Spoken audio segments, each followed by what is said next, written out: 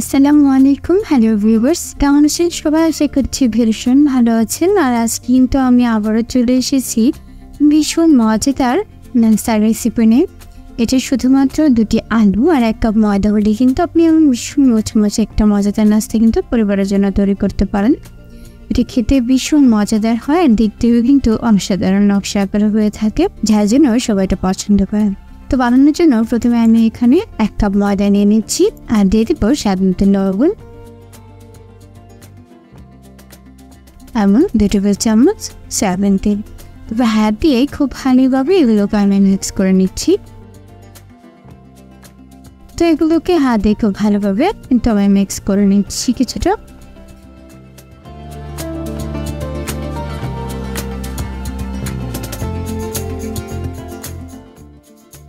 এবং যখন সম্পূর্ণ তেলটা আমি ময়দার সাথে মিশিয়ে মিক্স হয়ে যাবে তখন কিন্তু আমি এর মধ্যে অল্প কিছুটা পানি ব্যবহার করে একটা ডো তৈরি করে নেব। তো আমি এটাকে বুঝিয়ে আস্তে আস্তে করে কিন্তু খুব সুন্দরভাবে একটি ডো তৈরি করে নিচ্ছি।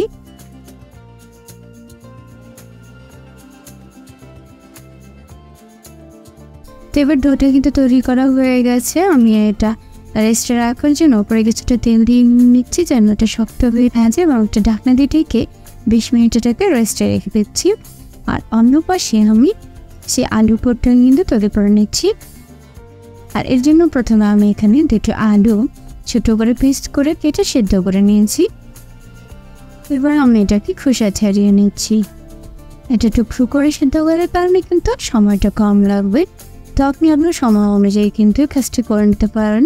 কেউ চাইলে আস্তে সিদ্ধ করতে পারেন, কেউ চাইলে কিন্তু আবার এবং পিস করেও করতে পারেন। তো আমি সবগুলো খোসা এইভাবে ছাড়িয়ে নিচ্ছি।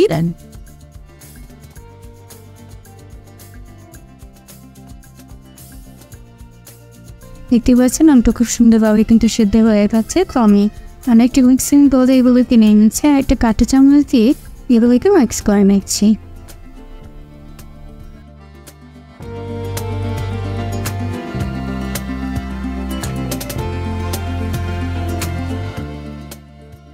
তো সবগুলো কিন্তু আমি এখানে ভেঙে নিয়েছি। এবার এর মধ্যে আমি 2-3টে পেঁয়াজ কুচি দিয়ে দিচ্ছি। এবার দিয়ে দিচ্ছি অল্প কিছুটা ধনিয়া পাতা কুচি। তারপর দিয়ে দিবি 1 চামচ এখানে চাট মশলা। এরপর দিয়ে দিচ্ছি স্বাদ মতো কিছুটা লবণ। এবার হাত দিয়ে খুব ভালোভাবে আমি এগুলোকে মিক্স করে নিচ্ছি।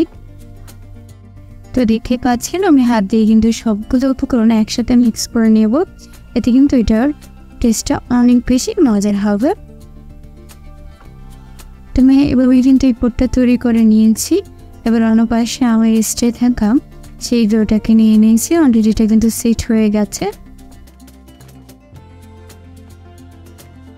তো এরপর আমি ডোটাকে আবারও কিছুক্ষণ বসিয়ে নিচ্ছি খুব ভালো করে এবং ওপরে কিছুটা ময়দা দিয়ে দিচ্ছি যেন এটা রুটি আকারে বেলতে সুবিধে হয়। তো হাত দিয়ে আমি প্রথমে কিছুটা রাউন্ড শেপ করে নিচ্ছি।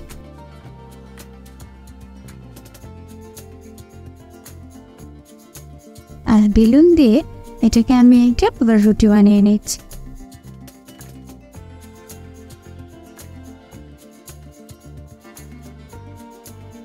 তারপর চারপাশটাকে কিন্তু আমি হাত দিয়ে টেনে সেটা বড় করে আবার বেলুন দিয়ে ঠিক বেলে নিয়েছি। তো দেখতে পাচ্ছেন একটি সুন্দর কিন্তু রুটি হয়ে গেছে। তো এটা আমি যথেষ্ট পরিমাণ বড় করেছি। তারপরে আলুর পুরটাকে কিন্তু নিয়ে নিচ্ছি এবং এই রুটির গায়ে এগুলোকে খুব সুন্দরভাবে দিয়ে দিচ্ছি। তো সবগুলো উপরে কিন্তু আমি রুটিটার ওপরে দিয়ে দিচ্ছি ভালোভাবে।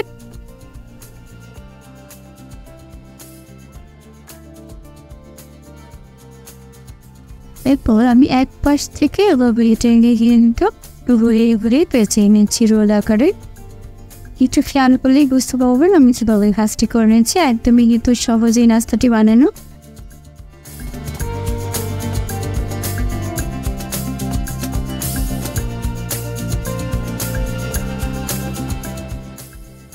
আমি দুপাশটা বন্ধ করে হালকা একটু চাপ দিয়ে এটাকে লম্বা কেটে শেপ করে এবার চাকু দিয়ে কেটে নিচ্ছি।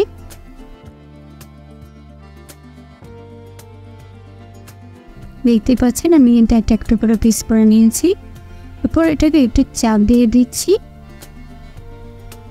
যেন এটা পড়ে না যায়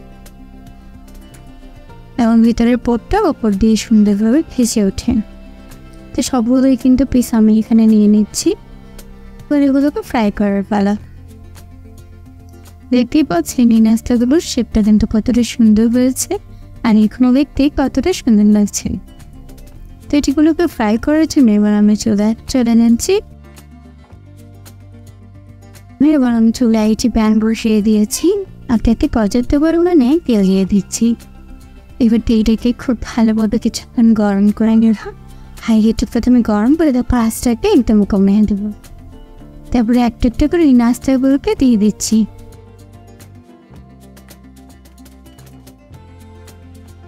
অবশ্যই এটা কিন্তু মিডিয়াম আছে ভেজে নিতে হবে পুরোপুরি। এটাকে বাড়তি আগুনে ভাজা যাবে না, তাহলে কিন্তু মুচমুচা হবে না। তো আমি সাইড করে সবগুলোকে কিন্তু একটা একটা করে দিয়ে দিয়েছি আর এক পাশটাকে সুন্দরভাবে মিডিয়াম আছে ভেজে নিচ্ছি। তো দেখতে পাচ্ছেন একটা পাশ যখন ব্রাউন কালার হয়ে যাবে তখন কিন্তু আমি উঠিয়ে অন্য পাশটাকেও ব্রাউন কালার করে নেব। তো আমি সবগুলো কিন্তু এবার উঠিয়ে অন্য পাশটাকে ব্রাউন কালার করে নিচ্ছি। অল্প কিছুক্ষণের মধ্যে এটা কিন্তু হয়ে যাবে, খুব বেশি সময় লাগে না আর খুব বেশি কিন্তু উপকরণের প্রয়োজন হয় না এই নাস্তাটি তৈরি করতে। এই নাস্তাগুলো বানানো কিন্তু একদমই সহজ, একদমই হাতের কাছে উপকরণ দিয়ে কিন্তু আপনি ভীষণ সুন্দরভাবে এই নাস্তাটা তৈরি করে নিতে পারেন। তো দেখতেই পাচ্ছেন আমি কাছ থেকে দেখিয়ে দিচ্ছি নাস্তার কালারটি কতটা সুন্দর এসেছে। এবার কিন্তু দুপাশটাই ব্রাউন কালার হয়ে গেছে। তেল ছেড়ে এবার তুলে নেওয়ার পালা।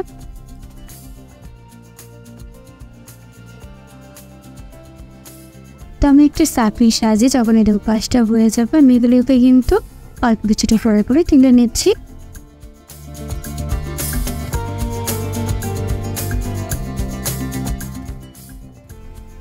এগুলোকে আমি পরিবেশন করে নিচ্ছি। তো বন্ধুরা, আমার পরিবারের সবাই কিন্তু এটা খেতে ভীষণ পছন্দ করে, তার জন্য আমি আমার পরিবারের সাথে যেটা শেয়ার করি সেটা কিন্তু চেষ্টা করি আপনাদের সাথে শেয়ার করার জন্য।